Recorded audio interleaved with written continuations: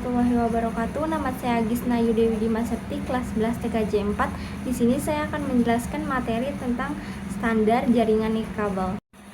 Standar jaringan nirkabel. Standar ini memastikan bahwa perangkat nirkabel dari berbagai produsen dapat berkomunikasi satu sama lain. Standar ini mendefinisikan detail operasional teknologi frekuensi radio yang digunakan untuk komunikasi nirkabel. Standar IEEE 802.11. Standar yang paling umum digunakan dalam jaringan nirkabel adalah IEEE 802.11. Standar ini dikembangkan oleh Institute of Electrical and Electronic Engineers atau IEEE. Perkembangan standar 802.11. Beberapa standar utama 802.11. 1. Nomor seri 802.11 1997. Standar asli 802.11 meletakkan dasar untuk jaringan nirkabel, memberikan bandwidth maksimum 2 MB per detik dan beroperasi dalam pita frekuensi 2,4 GHz. 2. Nomor seri 802.11a ini adalah revisi besar pertama terhadap standar asli yang menyediakan kecepatan maksimum 54 MB per detik pada pita 5 GHz. 3. Nomor seri 802.11b beroperasi pada pita 2,4 GHz dan menawarkan kecepatan maksimum 11 MB per detik. 4. 802.11g menggabungkan yang terbaik dari 802.11a dan b, menawarkan kecepatan hingga 54 MB per detik di pita 2,4 GHz.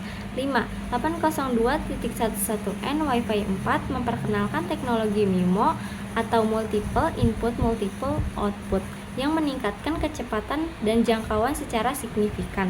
Teknologi ini beroperasi pada pita 2,4 GHz dan 5 GHz. 6. 802.11ac Wi-Fi 5 dikenal juga sebagai Gigabit Wi-Fi yang menawarkan kecepatan yang lebih baik, terutama pada pita 5 GHz. 7. 802.11ax Wi-Fi 6 standar terbaru yang menjanjikan kinerja yang lebih baik, peningkatan efisien, dan dukungan untuk lebih banyak perangkat. Perbedaan standar jaringan nirkabel. 1. Kecepatan. Semakin baru standarnya, semakin tinggi kecepatan maksimum yang dapat dicapai. 2. Frekuensi. Penggunaan frekuensi yang lebih tinggi seperti 5 GHz dan 6 GHz memungkinkan kecepatan yang lebih tinggi dan mengurangi interferensi. 3. Fitur. Setiap generasi memperkenalkan fitur baru seperti MIMO, OFDMA, dan MIMO untuk meningkatkan kinerja dan efisiensi. 4. Jangkauan. Meskipun tidak selalu menjadi perbedaan utama, beberapa standar memungkinkan memiliki jangkauan yang sedikit berbeda, tergantung pada faktor-faktor seperti daya transmisi dan lingkungan. Faktor yang mempengaruhi kinerja jaringan nirkabel. 1. Jarak. Semakin jauh jarak antara perangkat dengan titik akses, semakin lemah sinyalnya. 2. Hambatan. Dinding, lantai, dan benda-benda lainnya dapat menghalangi sinyal. 3. Interferensi. Sinyal dari perangkat lain seperti microwave atau Bluetooth dapat mengganggu. 4. Jumlah pengguna. Semakin banyak perangkat yang terhubung, semakin lambat kecepatannya. Kelebihan dan kekurangan dari berbagai standar jaringan nirkabel. Yang pertama ada Wi-Fi atau Wireless Fidelity. Kelebihannya universalitas, kompatibel dengan hampir semua perangkat, fleksibel, mudah dikonfigurasi dan dapat digunakan untuk berbagai keperluan, dan jangkauan yang cukup.